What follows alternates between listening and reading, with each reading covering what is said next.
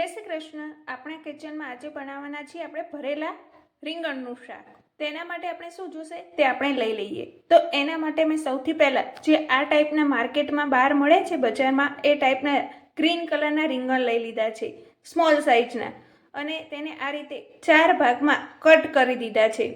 તમે જોઈ શકો છો આ રીતે ચીરા પાડીને અંદર જોઈ લેવાનું કે કોઈ બી રીંગણ સડેલું તો નથી ને, કારણ કે આ રીંગણ સડેલા બહુ જ હોય છે, એટલે આ રીતે કટ કરી લેવાના છે।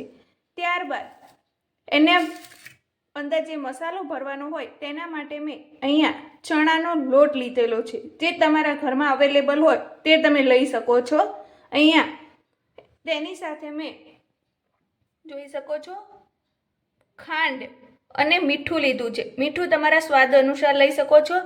તેની સાથે લીંબુ લીધું છે। તેની સાથે આપણે દાળ અને શાક જે બનાવતા હોય તેમાં જે રેગ્યુલર મસાલો વપરાતો હોય તે લીધેલો છે। તેની સાથે અજમો અને ગરમ મસાલો લીધો છે। ત્યારબાદ એમાં એડ કરવા માટે તલ લીધેલ છે અને સંચળ પાવડર અને આમચૂર પાવડર લીધેલો છે, અને તેની જ સાથે આપણે તેલનો ઉપયોગ થશે એટલે તેલ લીધેલું છે। તો સૌથી પહેલાં આપણે આ રીંગણ ભરવા માટે જે મસાલો છે તે તૈયાર કરી લઈએ। તો તેમાં આપણે જે આ ચણાનો લોટ લીધો છે તેમાં આપણે પહેલાં અહીંયા મેં 1 ચમચી જેટલું લાલ મરચું પાવડર એડ કર્યું છે। તેની જ સાથે અડધી ચમચી જેટલું હળદર પાવડર એડ કર્યો છે, 1 ચમચી ધાણા જીરું પાવડર, તેની સાથે જે આપણે મીઠું અને ખાંડ લીધી હતી તે એમાં એડ કરી દઈશું। તેની સાથે જે આપણે અજમો અને ગરમ મસાલો લીધો હતો તે એડ કરી દઈશું। અજમો તમારે હાથથી ક્રશ કરીને એડ કરવાનો છે, જેથી તેનો ફ્લેવર બહુ જ સરસ આવશે। એની સાથે જે તલ લીધા છે તે આમાં એડ કરશું। તેની જ સાથે આમચૂર પાવડર અને જે સંચર પાવડર છે તે આમાં એડ કરી દઈશું। આનાથી આનો ખાટો મીઠો ફ્લેવર બહુ જ સરસ આવશે। આ બધું જ એડ થઈ જાય તેના પછી આપણે આમાં 1 મોટી ચમચી જેટલું તેલ એડ કરવાનું છે અને આ લોટને મોવણ દેવાનું છે।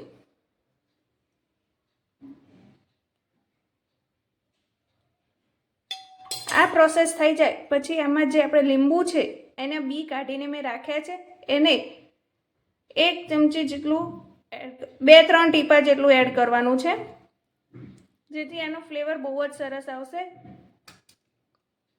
અને ખાવામાં પણ આ બહુ જ ખાટું મીઠું સરસ લાગશે।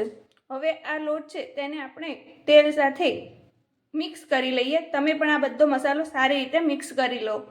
આમાં પાણીનો બિલકુલ ઉપયોગ નહીં કરવાનો, બસ આ જ તેલ જે આપણે એડ કર્યું છે એનાથી જ મિક્સ કરવાનું છે। તો તમે જોઈ શકો છો કે આ હાથથી સારી રીતે મેં આને તેલ અને લોટને મિક્સ કરી લીધું છે મસાલા સાથે। તમે પણ આ રીતે હાથથી જ મિક્સ કરી શકો છો। હવે જે આપણે રવૈયા કટ કરીને રાખ્યા છે જે રીંગણ, હવે આ મસાલો એ રીંગણમાં ભરી દઈશું। જો તમને હું આ રીંગણ એક ભરાઈને બતાવું છું, આ રીતે આ મસાલો આ રીંગણમાં ભરવાનો છે। અંગૂઠાથી આ જે આપણો અંગૂઠો હોય એનાથી આમ પ્રેસ કરતા જવાનું એટલે છેક સુધી ભરાશે।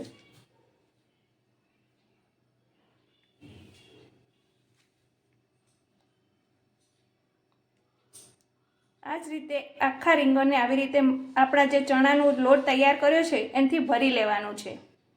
હવે આ જ રીતે આપણે બધા જે રીંગણ છે તેને તૈયાર કરી લઈશું, જે કટ કરીને આપણે તૈયાર રાખ્યા છે તે। તો તમે જોઈ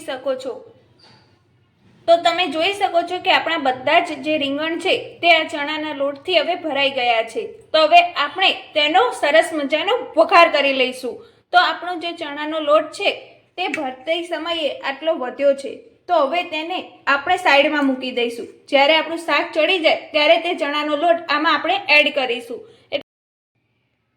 જો તમારા ઘરમાં કોઈને આ ભરેલા રીંગણનું શાક ના ભાવતું હોય અને તમારે બીજું શાક બનાવવું પડતું હોય તો તમારે એક ટ્રીક છે.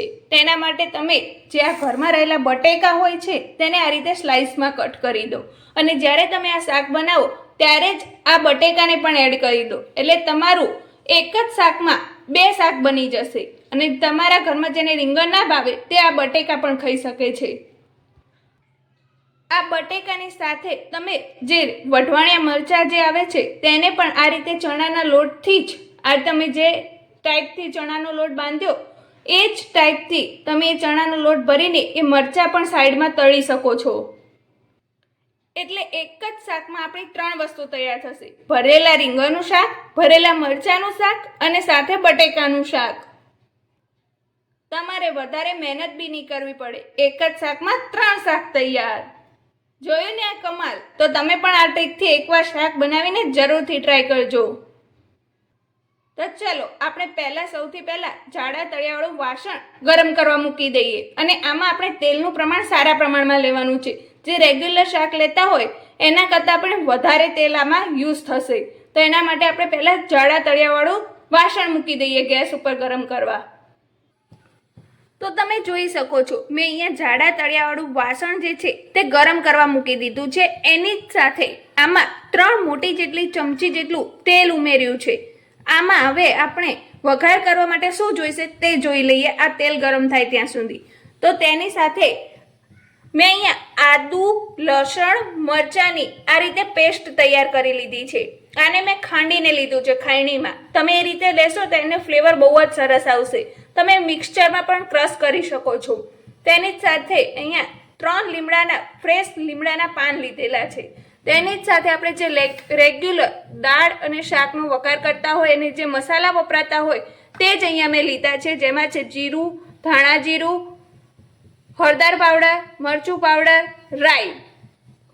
હવે આપણું તેલ ગરમ થાય એટલે આપણે એમાં આ સૌથી પહેલાં રાઈ એડ કરીશું. આપણે જે શાક વઘારવા માટે તેલ ગરમ કરવા મૂકી દીધું તે હવે ગરમ થઈ ચૂક્યું છે. હવે આપણે આમાં રાઈના દાણા એડ કરીશું.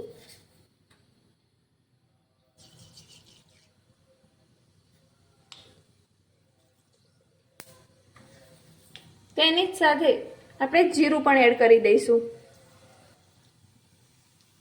અને સાથે જ આપણે તેલમાં અડધી ચમચી જેટલો હળદર પાવડર એડ કરી દઈશું. અને હવે આમાં જે આપણે લસણ, મરચાં અને આદુની પેસ્ટ તૈયાર કરીને રાખી હતી અને જે લીમડાના પાન લીધા હતા એ આમાં એડ કરી દઈશું. અને જો તમને આમાં આદુ, મરચાં અને લસણની પેસ્ટ અનુકૂળ ના હોય તો તમે એને સ્કીપ પણ કરી શકો છો. જો તમે લસણ ના ખાતા હોય તો તેને પણ સ્કીપ કરી શકો છો. ચલો તો સૌથી પહેલાં આપણે આને એડ કરી દઈએ અને સારી રીતે મિક્સ કરી લઈએ તેલમાં.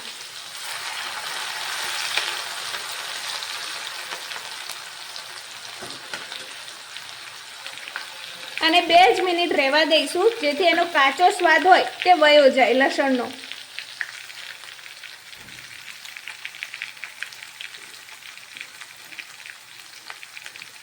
હવે 2 મિનિટ પછી આપણે જે બટેકા સુધારીને રાખ્યા હતા સ્લાઇસમાં કટ કરીને તેને આમાં એડ કરી દઈશું.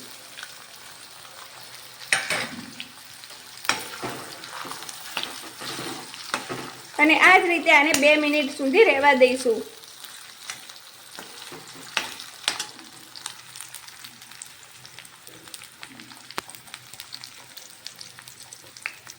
સમયે તમે જો ઝીણું સુધારેલું ટામેટું તમારે આમાં એડ કરવું હોય તો તમે એ પણ કરી શકો છો, જેનો ફ્લેવર પણ આમાં બહુ જ સરસ આવે છે.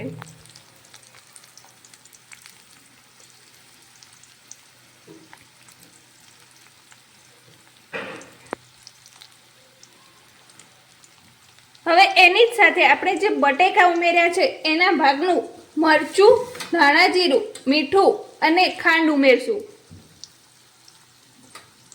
જે રવૈયા છે તેના તો ચણાના લોટમાં આપણે મસાલો કરી લીધેલો છે એટલે એની જરૂર નહીં પડે, ખાલી આપણે બટેકાના ભાગનું જ કરવાનું છે.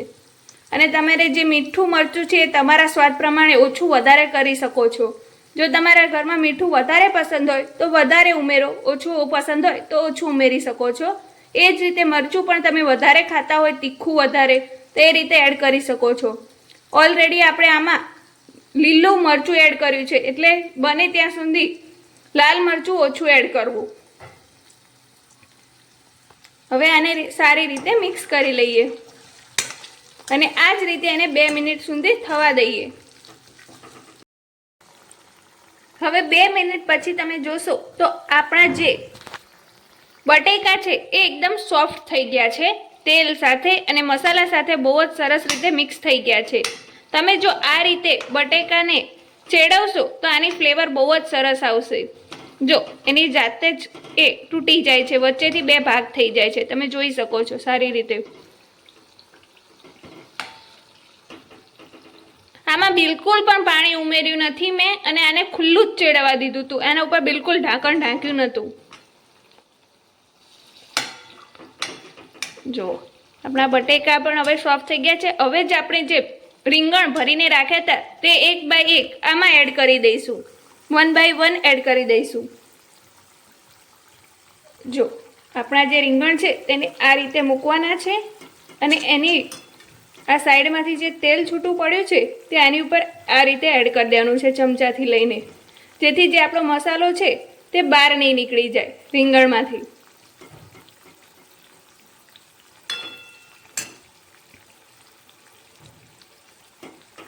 એને આ રીતે ઊભા જ રાખવાના છે.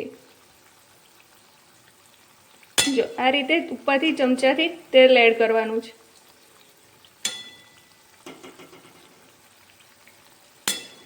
આ જ રીતે આપણે બધા જ રવૈયા આમાં એડ કરી દઈશું.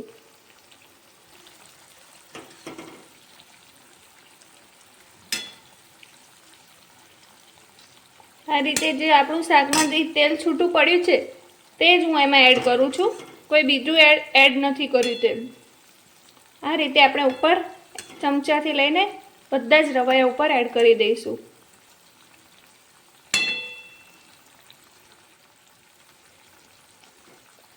હવે આને આપણે પલટવાની ઉતાવળ નથી કરવાની. હવે આને આ સ્થિતિમાં છોડી દેવાનું છે,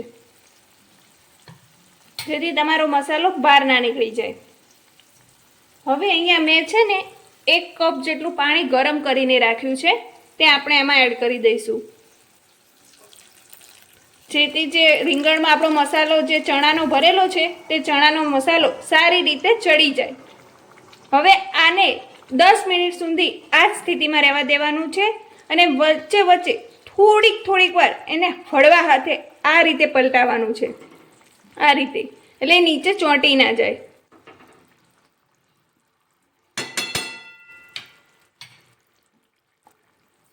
એકદમ પ્રેશરથી નહીં હલાવવાનું, એને ધીમા હળવા હાથે હલાવવાનું, જેથી આપણો જે રીંગણમાં ભરેલો મસાલો છે તે બહાર ના નીકળી જાય. આપણે જે આ ગેસની ફ્લેમ છે એ એકદમ સ્લો રાખવાની છે, બહુ હાઈની ઉપર નહીં રાખવાનું, નહીંતર અંદરથી એ કાચા રહી જશે. જે આપણા રીંગણ ભરેલા છે તે કાચા રહી જશે, એટલે આપણે એને ધીમા ગેસે પકવશું. 10 મિનિટ પછી આપણે આ શાકને ચેક કરીએ તો હવે આપણું આ શાક અંદરથી ચડીને બિલકુલ તૈયાર થઈ ગયું છે. જે આપણે રીંગણની અંદર મસાલો ભર્યો હતો એ પણ ચડી ગયો છે. હવે આ રસાવાળું એકદમ શાક તૈયાર થયું છે, પણ હજી આ રસાને આપણે ઠીક કરવા માંગતા હોય તો આપણે જે ચણાનો લોટ આપણે જે સાઈડમાં રહ્યો હતો, વધ્યો હતો, એને હવે આમાં થોડો કરીને એડ કરી દઈશું. આ રીતે તમારે એડ કરી દેવાનો છે અને પછી એને સારી રીતે મિક્સ કરી લેવાનો છે રસા સાથે, એટલે તમારો રસો થોડો જે પાણીવાળો હશે એ ઠીક થઈ જશે અને બહુ જ ટેસ્ટી આ શાક તૈયાર થઈ જશે. તો હવે આપણું આ શાક ખાવા માટે બિલકુલ તૈયાર છે. તો હવે આને તમે ગરમા ગરમ બાજરીના રોટલા કે પછી રોટલી સાથે સર્વ કરી શકો છો. અને આ શિયાળામાં શાક ખાવાની બહુ જ મજા આવે છે ઠંડીના વાતાવરણમાં. તો હવે આને ઉપરથી આપણે કોથમીરના પાનથી ગાર્નિશિંગ કરી લઈશું. તો હવે આપણું શાક એકદમ રેડી છે. તો તમને આ રેસીપી કેવી લાગી મને કમેન્ટ બોક્સમાં લખીને જરૂરથી બતાવજો, અને આગળ તમે કયો વિડીયો જોવા માંગો છો તે પણ કમેન્ટ બોક્સમાં લખીને જરૂરથી બતાવજો.